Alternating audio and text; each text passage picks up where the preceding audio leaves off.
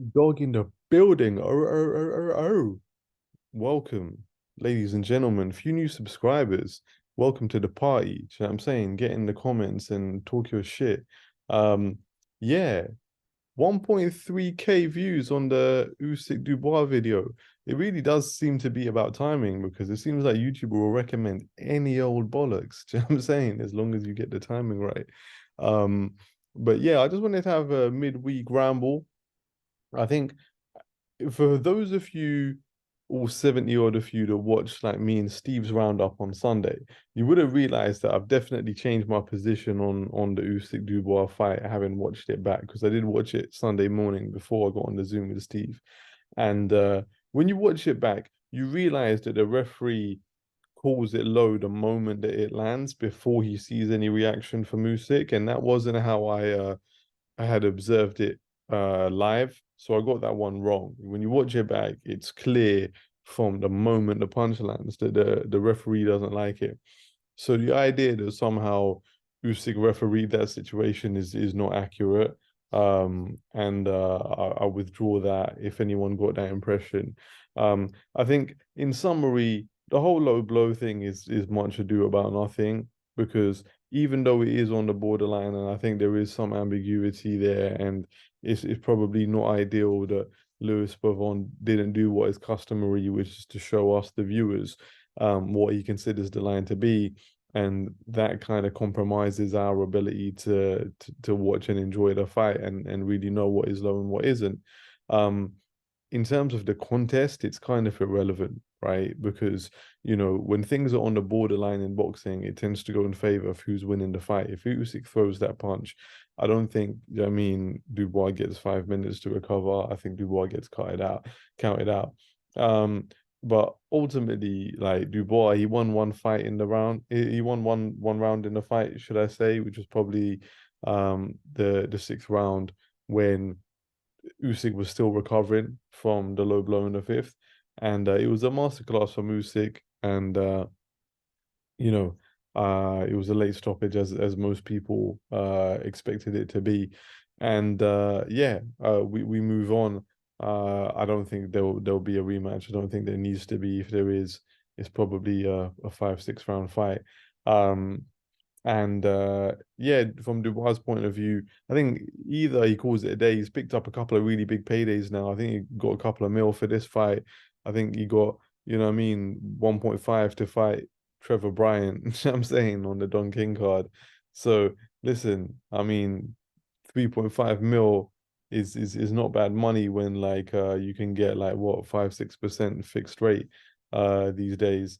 You know, do the maths on that. That's decent dough to live off if you just want to put your feet up. But I mean, I expect him to fight again, but really he needs to sort his head out, right? He needs a good sports psychologist and find that dog in him. Do you know what I'm saying? Which is really easy for fat cunts like me to sit on the couch and talk about. But yeah, I mean, relative to the guys that he's fighting, he needs to find that dog in him. And so it is what it is. Other news, there's talk about Crawford Canelo. I think part of that is probably just anytime you have a marquee win like that, you're now exposed to a much broader casual audience, and then you want to take advantage of that by saying the kind of things that they want to hear, right? Because a lot of casuals, they don't understand that weight divisions exist for a reason. They just want to hear, oh, Canelo Crawford. And so, when you're being asked by these podcast hosts, radio shows, you kind of just don't want to say, hey, you're an idiot. Just that's not how boxing works. So I think that's kind of why they're entertaining it. In reality, I mean, I think what's a more interesting question is what would the path be, right? What would the path be for the guy who's undisputed at 147 to fight the guy who's undisputed at 168?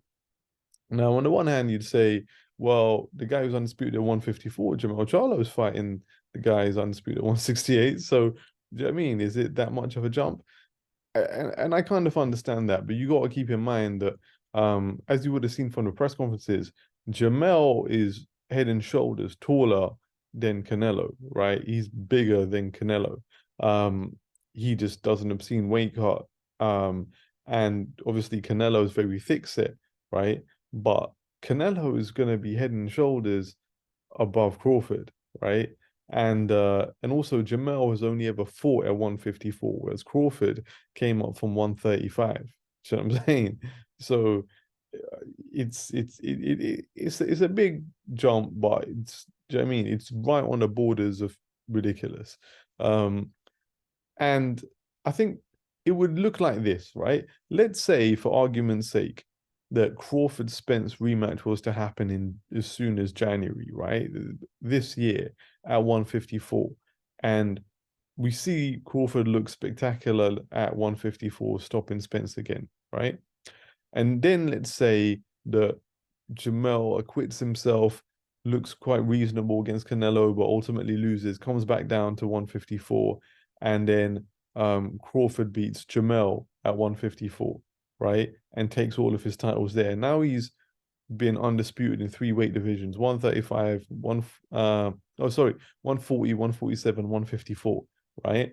And he's just done a better job hypothetically on Jamel Charlo, yeah, than Canelo did on Jamel Charlo. So if Canelo can fight Jamel and Crawford can fight Jamel, then why can't they fight each other? Especially if Crawford's done a better job. Yeah. Then I think you could see a situation where, the latter half of next year, potentially that fight could get made, as part of this um 3-fight PBC deal, albeit by that point, I think Crawford might even be a free agent, right? I think the other route, which is probably a little bit more long-winded, but not impossible, is that let's say that Crawford does fight Spence at 154 as is widely predicted, and then he doesn't fight Jamel, yeah, but he goes up to 160, and Golovkin hasn't retired yet. Golovkin hasn't officially come out and say, I'm retired. And so, if Golovkin could make 160, I still feel like that is a massive fight. Let's keep in mind, right? Golovkin has only ever dropped a couple of decisions to Canelo, right? He ain't never been beat by nobody else. He ain't never been stopped. Do you know what I mean? I don't think he's ever even been dropped in his career. So Golovkin, to the casual audience against a guy like Crawford is still a very, very serviceable fight, right? Even though we all know Golovkin isn't what he used to be, we haven't seen him get like outclassed. We haven't seen him get dropped. We haven't seen him get bashed up, right? And he's still the much bigger man. And so, like, maybe that could be the stepping stone, right? And then let's say Crawford does a better job on Triple G than anybody, including Canelo, has ever done on him. Then that could be the step up to say, listen, I can go to 168 and fight Canelo and actually do big numbers, right? So yeah, I think there's definitely, either way you look at it, there's definitely two fights between that fight, you know what I mean, being a realistic conversation. Um, so yeah, that's that, I guess. In other news, it sounds like Tank Davis is going to be back, obviously after that huge win over Ryan Garcia, and give a rematch to Pitbull Cruz, right? Now, Usyk Cruz. Now, little bit disappointed, if I'm honest with you. I can understand from PBC's point of view, they want to look after Cruz. It was a close fight the first time around, and Cruz has been fighting anybody and everyone that PBC throw at him, and it seemed like there was a chance where he could have gone to Golden Boy, and he chose to stay loyal, and so I mean, Al Heyman, he looks after his fighters, and but I just think after a big, big pay-per-view night, probably the biggest pay-per-view night of the year, right? If I'm honest, or based on the published numbers, yeah, you would think that maybe they would have done everything that they can do to attract Devin Haney, right? And make that a fight. I feel like if ever there was a time to make that fight, this is the time to make that fight. Yeah. You got Haney, really in a close, some would say controversial fight. I don't think it was controversial. I just feel it was a very close fight.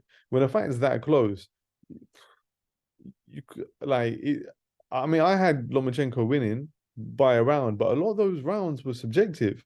Do you know what I mean? Like sometimes you can have someone winning by a round, and for them to not get the result, it is controversial because there isn't that many subjective rounds in it, right? Someone could have won 7 rounds clean, the other guy won 5 rounds clean, right? And okay, you won it by a round, but it was clean. That fight, I thought Lomachenko won 5, and I thought, Haney, sorry, I thought Lomachenko won 7, Haney won 5, but the vast majority of the rounds were subjective, man. There was a lot of swing rounds in there. So anyway, I'm getting sidetracked. The point is that Haney didn't look tremendous, yeah. And even if you won the fight, you won it, by a hair. And with Tank coming through such a massive commercial success, yeah, now's the time to get the belts around him. Now's the time to have those 4 belts around him, right? And you're getting Haney while he's weight drained. You're getting Haney while he's a free agent, yeah. Why wouldn't you just give Haney the money? Do you know what I mean? Give Haney the money. I mean, don't get me wrong, Haney been getting paid, right? Some lucrative deal with the Zone, reportedly, really good deal with Top Rank, you know what I mean, for the 2 fights against Kambosos and then Loma. So I'm not saying that he would take anything, but he's never really tasted that, mwah, you know what I mean? That pay-per-view money. That pay-per-view money tastes different. Do you know what I'm saying? He's tasted that guarantee money, but he ain't had that big ticket, do you know what I mean? $1 million pay-per-view money. So I feel like just give it to him, man. Pause. Do you know what I mean? Just Al Heyman, Tank, just give him the money, yeah? Even if he wants like even if he wants 50-50, man, fuck him. I know he doesn't deserve it, yeah, commercially, but listen, he's got the 4 belts by hook or by crook. Give him 50-50, yeah. I know it doesn't do anywhere near Tank Ryan numbers, but if Tank's probably gonna win the fight, right? And you're getting the weakest Haney, do you know what I mean? That you're probably ever gonna get, because like 135 can't be fun for him. But at the same time, you have to say hats off to Bill Haney and their team, that they're really intelligent. They're not going to make the same mistake that Josh Taylor made. They're not going to make the same mistake that Tio made when they won 4 belts, and they just stayed there too long and got too greedy, had one more fight, and then ended up losing, right? So, you know what I mean? You got to tip your hat to those guys for being intelligent enough to know when to cash in your chips and move up. It looks like they're going to fight Regis Prograis at 140. I think the other big news, obviously, is we got the Smith versus Eubank rematch. I haven't been in a rush to talk about that because, I mean, what is there to talk about? Like, it's funny, like, not many people gave Smith a shot the first time out. I did give Smith a shot. I think when the fight was first announced, I had Smith winning. But then I got drawn in, do you know what I mean? Hands up. I got drawn in, yeah, to the Eubank salesmanship. You know what I mean, say whatever you will about the Eubanks, they really can sell a narrative. And Eubank, he's just very, very compelling the way he talks. And it overrided my better judgment in that I kind of got caught in. But yeah, so I'm sticking with my first reaction this time, which is that yeah, Smith beats him. Like Smith has just got too many fundamentals, man. He's a real boxer. He's a real boxer. He's won a real world title, and every time Eubanks fought a real boxer who's won a real world title, he's lost, including the first time against Smith. And like I've said before with Eubank, right? He's not a real boxer, right? He's what I call a Grand Theft Auto boxer. You know, in Grand Theft Auto, you can just go and live whatever life you want to live. You can go to one side, be one guy, be over here, over there. You know what I mean? You can do whatever you want, right? And it's not real, right? That's Chris Eubank. Like sometimes he's in Vegas, like playing poker with Dan Bilzerian and that. Like he loves the celebrity life, man. And then like he likes to, you know what I mean, be out here partying, out here playing poker, out here, do you know what I mean? At the opening of an envelope, and then like he wants to be in the gym. He's in the gym sparring in jeans and a jacket. Do you know what I mean? Like this shows like you're not taking this seriously, man. And like at the end of the day, you can't judge nobody else's life. Like, you know what I mean? You're fitting a lot of lives into one. And so at a philosophical level, you might want to tip your hat and say, all right, cool. But do you know what I mean? Like when you get into the ring, it's not a philosophy lesson, man. So the guy who's more dedicated, who's only living one life, not many, right, is gonna do you, man. Pause. Like, because Liam Smith only does this, man. He only does boxing, and he's been through the amateur system, and he's won a legit world title, and he's in a real boxing gym with a real boxing coach. And yeah, I mean, Eubank's out here in Team Bomac, jumping on the hype train with like 5.5 weeks to go in Vegas, um, doing all that. Like, honestly, man, Bomac, I tip my hat to you, man. Like, Bomac's out here picking up them paydays with these British fighters, man. He doesn't give a fuck about Amir Khan, bro. He doesn't give a fuck about Chris Eubank, man. It's like, if what you're fine on a pay-per-view card, Sky Sports? Oh, you want to give me 10%? Do you know what I mean? Yo, baby, we're gonna make you win the fight. We're gonna make you just like Terence Crawford. Do you know what I mean? We're gonna show you everything we know. Do you know what I mean? Bollocks, bro. Bomac doesn't give a rasclat, yeah, about Chris Eubank. And yeah, it just shows, like, I suppose the level of like, or the lack of seriousness that Eubank has about the sport of boxing. And you guys have heard me talk before, like when you start going on like, do you know what I mean, Diary of a CEO podcast talking about like getting your violin out about how you're losing your memory and you got an app trying to help you remember shit, and do you know what I mean, it's the sparring and blah blah. Bro, you've checked out, man. You've checked out. Like, do you know what I mean? Like people that want to box aren't there fucking complaining about the risks of boxing, man. Like you can die in that ring, bro. Like you should only be doing that if you really want to do it, if you really love it. I mean, if you're already like, do you know what I mean, sitting there like talking to your mate about, I mean, how worried you are about your health, like you're done, man. Mentally, you're done. You're done. You're just trying to pick up paydays so you can go in Vegas and live your celebrity life, man.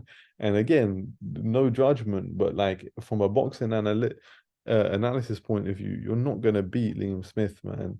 Do you know what I mean? And that's what it is. So yeah, I mean, I suppose I'll watch it. Do you know what I mean? I'll watch it because I ain't got shit else to do. Looking forward to seeing, to be honest with you, there's more intrigue in Dave Allen, Fraser Clark. Do you know what I mean?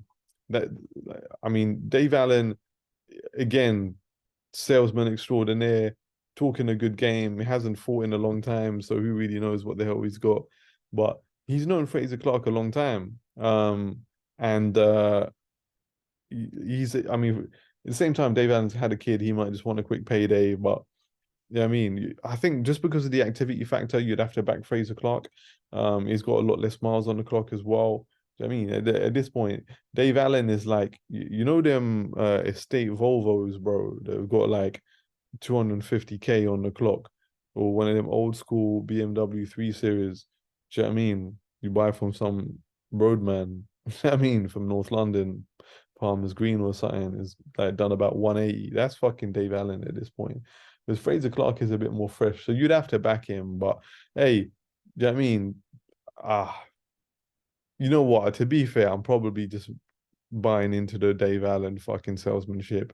It's probably not that much of an intriguing fight, but we'll see, man. Um, and what else is there to talk about? Do you know what I'm saying? Um, AJ versus Wilder, making positive noises. Uh, Matchroom talking about doing pretty much what I've been saying about like every fight that's on Matchroom now, there's gonna have to be 8 to 12 weeks testing, and everyone who's actually like on a multi-fight deal with Matchroom is going to be signed up to some kind of 24/7 type deal with VADA, which is pretty much what I was advocating. Do you know what I mean? Because if you're on a long-term contract, then there's no reason why then there's enough money in your deal to, do you know what I mean, take out of that and just have, okay, any fights on this promoter or this, I mean, the host broadcaster. I imagine when they announced it, it will be co-signed by the Zone as well, and it will become part of their sales pitch. That if you're watching boxing on the Zone, you know, like every match from fighter or every fight, do you know what I mean, has gone through 8 to 12 weeks testing, and it will become like part almost their like part of their value to buy a subscription. So the way Eddie's talking, it sounds like that's going to happen. Um, and then at that point, everyone else will have to step up, because then it will become like, oh, if you're not watching boxing on the zone, you're not watching clean boxing, right? Um, so yeah, that's something to look forward to. What else? What else, man? Can't really think of nothing. So when I do, I'll make another video. Get in the comments. Peace.